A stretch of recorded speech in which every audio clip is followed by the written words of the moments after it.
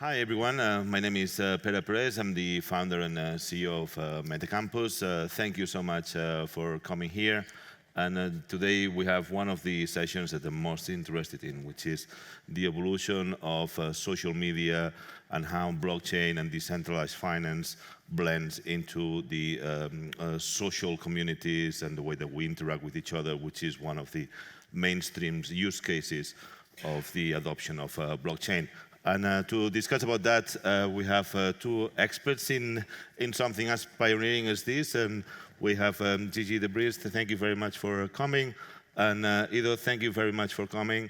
They're both working on pioneering projects in this field, but they've been in Web3 for several years now and seeing how helping brands to adopt some of these new technologies. So without further delay, if you'd like to introduce yourself. Of course. Hi everyone, I'm Gigi. I'm usually based in Dubai, but actually originally from the Netherlands, so it's very nice to be here, close to my family, and talk about actually my work field. So I've been in venture capital and venture building over the last 4 years, worked with over, I think, 70 startups.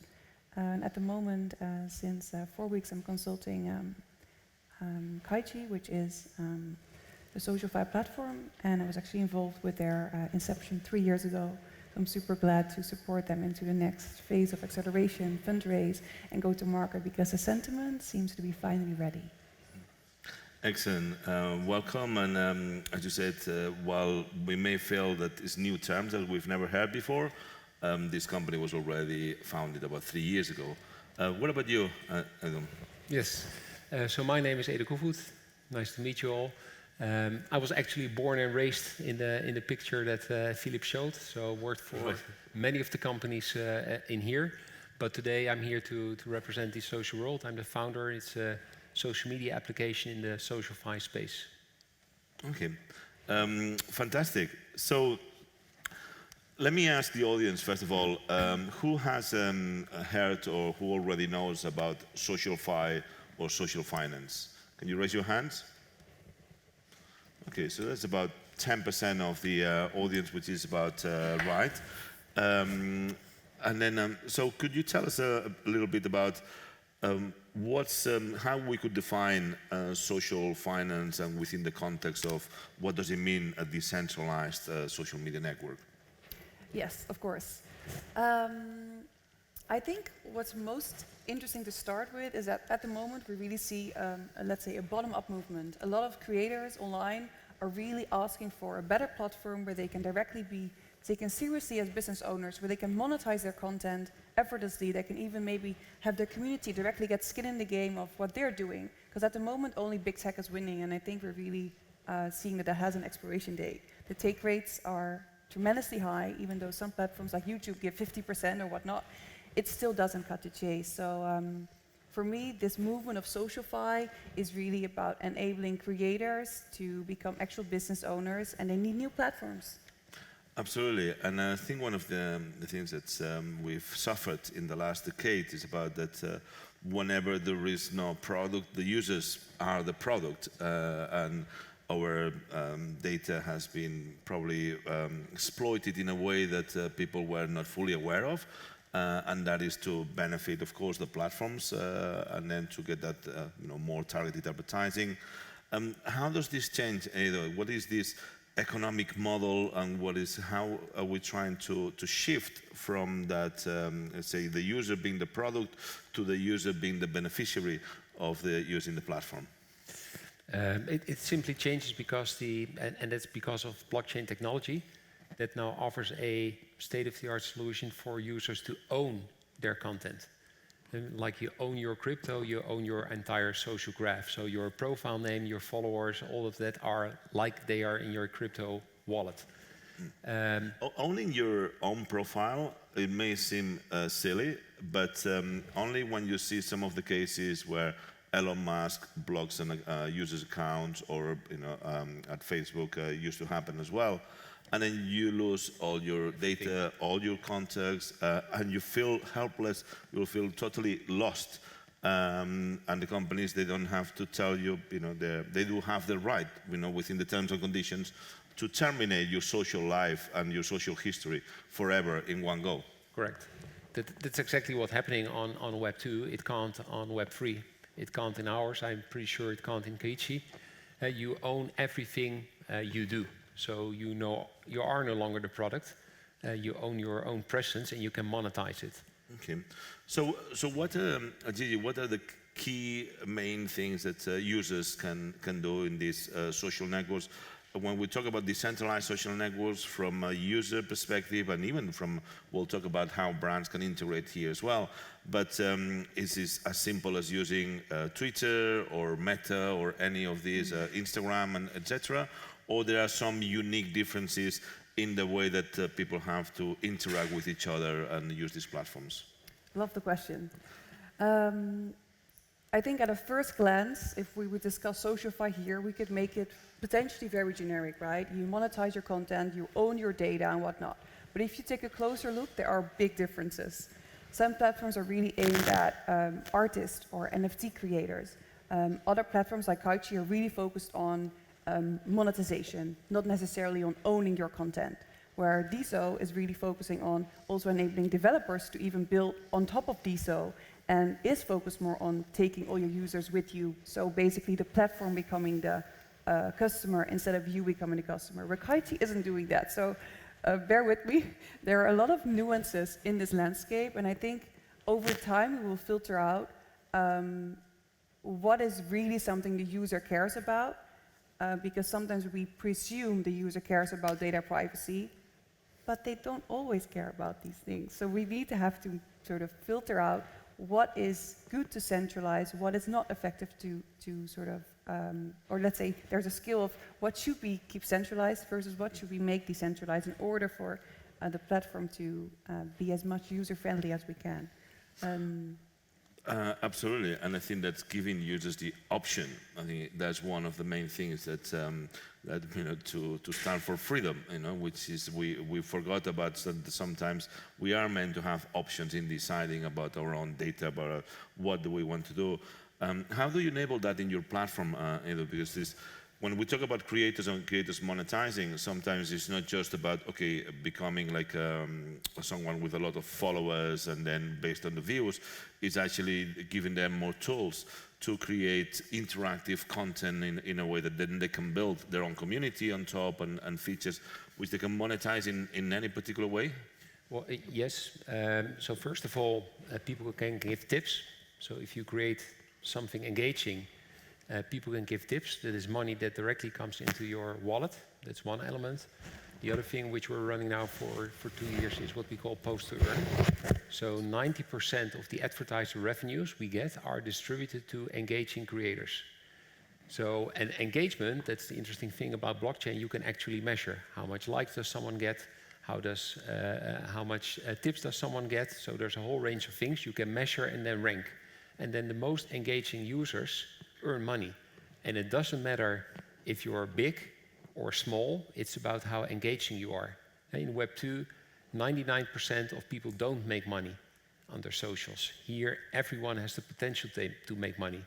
And there's also a win for us, because the only thing required for those users to be able to be eligible for the rewards is to use our application to post.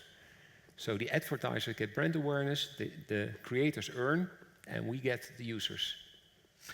That's actually quite interesting, because if you look at how Twitter, they're claiming about how much money they're giving to creators, has become such a meme within the Twitter community, because people keep posting that they've had thousands and thousands of viewers and comments stuff like it, and they get $0.06 or something that is.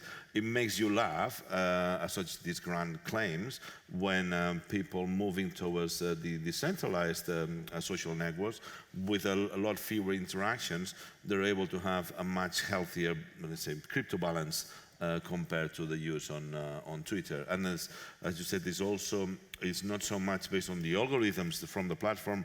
It is about tipping. It is about your own community rewarding the creators for your actions. And that direct monetization channel I think is one of the things that really you can get a lot of direct feedback between what's working, what people like, and what becoming a bit more spammy and so on. That's why I like the term socialfy, because it reflects that it's about social, combining it with money and earnings. Excellent. And we've seen that both of you are working on, in different products. We're talking about here what the creator economy being valued about 500 billion, something along these lines. Where do you see what is the role of, at the moment, innovation is key to start, developing this sector to make it grow before we even can consider about competition being an issue or being more or less healthy. How do you see this, Gigi? I think first of all, within the socialfy, let's say, landscape, a few of the other competitors are actually, the founders are my friends, and even we're here together, being excited about this whole movement, because we're basically all in for a new paradigm whereby we can all win. And I think if you support this momentum together, it's the only way how we can really onboard a lot of users and shift away from the current biggest leading platforms. That's an interesting point in regards to onboarding all these new users, because by onboarding them on socialfy, we're also onboarding them onto Web3, into self-custody, into, yes, you are in charge of your own data, you're in charge of your own crypto, you're in charge of your own keys. What happens, is there any differences on, for example, losing your key phrase, or how do we prevent any of the scams that we see sometimes within the crypto space, within those more like social environments? How do you tackle that in your platform, Edo? So these are some of the onboarding barriers. I was recently onboarding a few people, and they need to get accustomed to the word seed phrase. And it's something replacing a password, and it's like kind of new. And do I now own crypto, and what does that mean? There's 5 billion social media users, but there's only a few hundred crypto users. So the combination of that, that's an easier market than all 5 billion users. So basically, you simply need to engage with people and explain and explain and explain again. And that's why it's good, because on the one hand, we're sort of competition, but on the other hand, we're making people's minds ready that this is the new way to go, and we do that part together. Maybe one note on that. I think what's interesting also for you to know is that a lot of platforms have a direct Twitter API connection. So for example, you could log in with your Twitter or Gmail, and then you can post on a platform, and it also connects to Twitter. So they're basically also utilizing sort of that movement. I believe they want to do that only initially to just foster growth and then cut it off, because obviously that's not the goal, but I think it's an interesting aspect to be aware of. So you can literally just, with one click, you can also go, well, let's say Web 2.5. Absolutely, but it is important that we, while it may be stronger barriers now at the beginning, people, they have to understand how self-custody works, what responsibility it brings into the user, because that is what gives you the freedom to own your own money, assets, and whatever else. So it's one of the fundamental constitutional freedoms that we have to preserve, and that requires the user, yes, being more aware of how to handle that responsibility about looking after your own assets. I hope that answered one of the questions that we got from the audience. Another question is about how do you guys think that the platforms and the innovation and all the noise that you are generating in this transition towards social finance, how do you think that the big players will react to this? Do you think that that's going to make Meta to be more revenue sharing with the users, to stop gathering all that information and selling it into the advertisers? Or do you think that there's going to be different routes, and because there is rumors as well that Elon Musk may launch a coin for Twitter, for X, and so on. Do you think that it's going to be two parallel worlds, or do you think that you're going to end up competing the new players and the traditional players into one shared space? I have two levers of my answer here. Yeah. I think one lever would be, I truly believe there is a future world where enterprises and Web3 technology both synergize, and we already see that movement. But I think I would like to park this for a second, get into it later, because what's very interesting, what we see in the States, A16Z is one of the biggest venture capital firms, venture builders, and they have been actively working with the government to make sure that regulations are in place. And now we've seen that they've, Forecaster has funded 150, is funded with 150 million, and amongst them A16Z. So you see that Forecaster, which is one of the leading social-fi, if you would name it that, let's say decentralized social platforms in the States, are being funded by very big VCs that also have ties into the government. So they're really trying to make a change, obviously also for their own portfolio because they have invested in a lot of Web3 companies. But I do think, if you ask me, like, what is the future? I think we would see the enterprises such as Meta making new models. But for them to be, let's say, a disrupt innovator, they're not going to do it unless they're really forced to by this bottom-up movement. So if everyone transitions there, they will have to adapt their business model as we've seen in the past. You know, what you feel about the same? They mimic the monetization elements, so they try to find new ways to distribute money to the users, to keep the users on the platform. So that's kind of similar. I'm not sure if they can, if this SocialFi ecosystem takes off, if they can really follow. What they can always do is rebuild their own application on top of any SocialFi ecosystem. So that's also an option, but I don't see them really competing or developing something new because they're so much intertwined with their ad-driven business model that it's so hard to step away from that foundation DNA that's in their company. It just stifles their own innovation. So I think they won't be able to develop like an alternative in the ecosystem, but they will find ways to mix. Absolutely, and the same as well as the evolution of the big players, the audience are also asking about what is the evolution for the user. Is at the moment, will SocialFi models will incentive that enable creators to monetize their content? Will that shift the quality of the content they create? In my view, I think at the end of the day, there is no one creating content on any social media from LinkedIn to Twitter to Meta, anywhere, without a purpose. And that purpose may be the personal brand, the purpose may be growing your community. The fact that you're not able to directly monetize that piece of content doesn't mean that the purpose of creating and publishing that piece of content has the same intentions as they would have on SocialFi. Would you concur with that? Or do you see some risk about people using those content platforms as just a way of trying to get some very short, almost like a microeconomies, with the one post shots? Well, I think in the beginning, let's say there's currently a movement where you get a lot of, let's say, points for engagement, for posting. So I'm not saying that that is really fueling the level of quality, because people want these points for an airdrop of the token of the platform.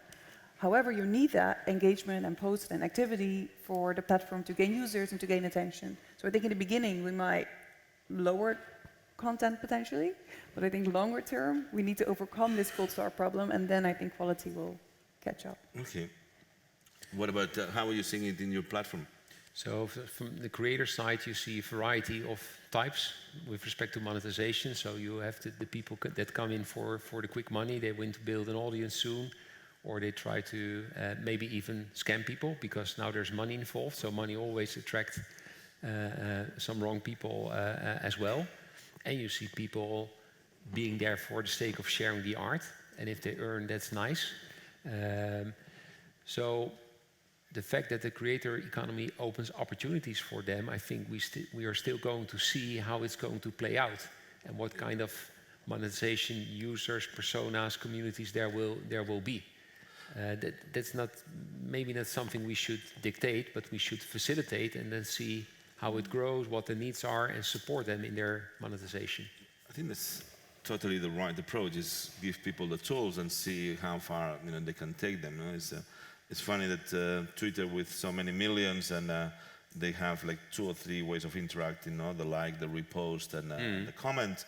And then you see other platforms that like Workcast that has been there, for what, a year, or and because they've opened up the tools to the creators. Creators have already developed over 70 ways of interacting with a post, and they're all, and you can choose whichever way you want whenever you post anything, others to interact with it, and so on. But someone made another very interesting question, actually, which is, we talk about the creator economy, we talk about these platforms enabling creators. What about, let's say, the other 70% of people who are not really creators as such? They're just community members that we're there, yes, to engage, to socialize, and so much, but we are not about creating content. How does these new networks benefit all the other users, which that will bring the big numbers as well, is the audience as such? As far as Gigi, let me just give one clear example.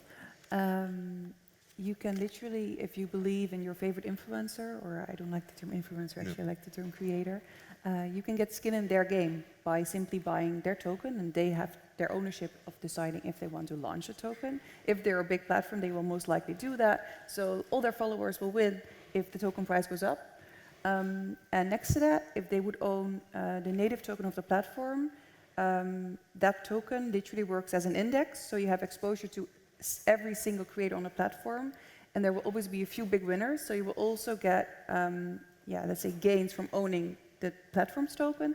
And the third aspect for the user is that we have rev sharing. So literally with every sale made on by your creator or by a transaction where the native token is used, you also get a part of the rev share. So that's really important. So me as a community member, I can also gain out of the creators that I follow and that I interact with. And you see, how do you see then, Edo, how do you see the space for brands in your platform in the future? Because we're seeing how it benefits all the users and I would call the direct creators. When we're talking about brands, partners, service providers, they're all part of the ecosystem. Is it just through ad revenue? Is it through giving them tools to grow also their communities? It's also about especially about giving them tools to grow their community. So one of the elements, and whether it's brands or influencers or whatsoever, they have followers which are like all the same in Web 2. But via DeSocialworld, people can buy the social token of these brands. So it's like owning a piece of share or equity of those people. So they can engage with their followers in a totally different way. They could organize and ask me anything for the top 100 holders. Or if it's a brand like Adidas, they could sell their NFTs, engaging with their consumers in a different way. So in essence, it's a black canvas for everyone. Yes. And that's how brands and partners, all the enterprises, they need to start shifting that mentality about embracing these platforms and getting creators with them. Even if you're looking to recruit people, or even if you're looking to test a new product or new service, all of that is really important. Getting direct user feedback may be something that, getting those polls before, it was almost like an impossible task. Now, if you're able to reward users, people may not be bothered or may not be negative about all these things and may want to engage. We have another 6 or 7 questions from the audience, but we do not have the time. It'd be great then at the break that you can follow up with our guest. But one final thoughts from each one of you. What would be the most important takeaways for individuals or for brands trying to make this transition? What sort of things they should really consider before entering into this space, and how to onboard them? I think for me, the biggest takeaway for brands is consider your consumer or user as a key stakeholder and also treat them that way. So I always like to coin the term brand tribe and think about ways how can we make them part of the brand tribe so they sort of become evangelists, and tokenization supports that. And SocialFi is native to tokenization. Absolutely, and actually very funny that you mentioned the word tribe. We used to work for Cupra, part of the Volkswagen Group, a new brand, very young, very creative, and it's a Cupra tribe. That's how they call the community, that's how they call it. And you're absolutely right. It's that sense of they are not customers. We cannot talk to them as customers. We want them to be part of our brand and engage with us in anything that we're building. You know, what would be your final thoughts and recommendations? To add to this, because I totally agree, is they should have like a very curious, exploring, innovative mindset. So if you come into the ecosystem as a user or as a company or as a brand, like, okay, I'm going to do this big thing and then I earn a lot of money and then I'm gonna go. Don't do it. Be there to help innovate and think about rewards in 5 to 10 years and not in the short run. Excellent, excellent. So please check out their profiles, register your accounts on their platforms and start exploring and start learning, and then engage, use the opportunity that they're here to direct any feedback questions. Thank you so much for your time, for your knowledge, and I hope that was useful for everyone today. So how many people know about social finance now? Put those hands. Good, good. Excellent, thank you.